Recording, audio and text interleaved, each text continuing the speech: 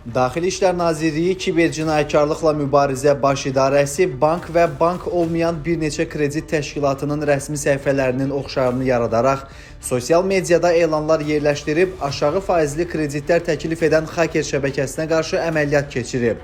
Əməliyyat texniki tədbirlər zamanı bir qrup zərərçəkənin kart məlumatlarının ələ keçirilməsinin üsul və vasitələrində oxşar elementlər aşkar edilib.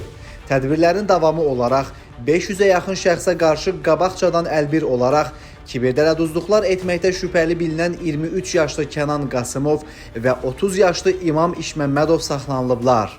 TikTok və Instagram platformasında müxtəlif səhifələr yaradaraq mən pullu reklamlar etmişəm və pullu reklam vasitəsilə mənə çoxlu müştərilər müraciət edirdilər.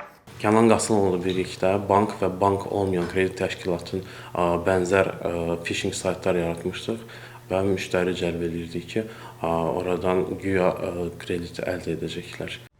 Müəyyən edilib ki, bu şəxslərin yaratdıqları phishing səhifələrinin həqiqi elektron ünvanlarla vizual bənzərliyini aldanan zərərçəkənlər qarşılarına çıxan saxta elanların real olduğuna inanıb və aşağı faizli kredit təkliflərinə aldanaraq müraciət ediblər. Bundan sonra isə vətəndaşlar onlardan tələb olunan kart məlumatları, yəni CVV və OTP təhlükəsizlik kodlarını Kənan Qasımovla İmam İşməmmədova göndəriblər. Vətəndaşların kart məlumatlarını ələ keçirən Kənan Qasımov və İmam İşməmmədov asanlıqla onların hesabına daxil olub və maddi vəsaitləri talayıblar.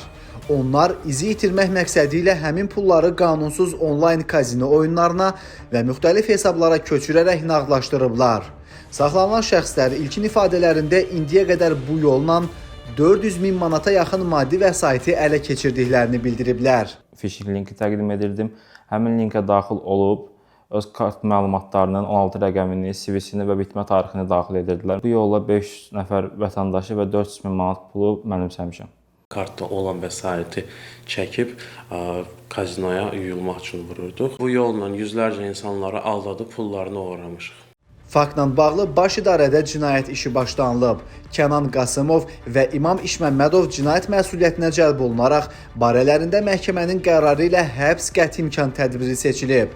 Bir daha vətəndaşların diqqətinə çatdırırıq ki, kredit və ya bu kimi sorğularla bağlı yalnız Mərkəzi Bank tərəfindən lisenziya verilmiş maliyyə qurumlarına müraciət edilməlidir.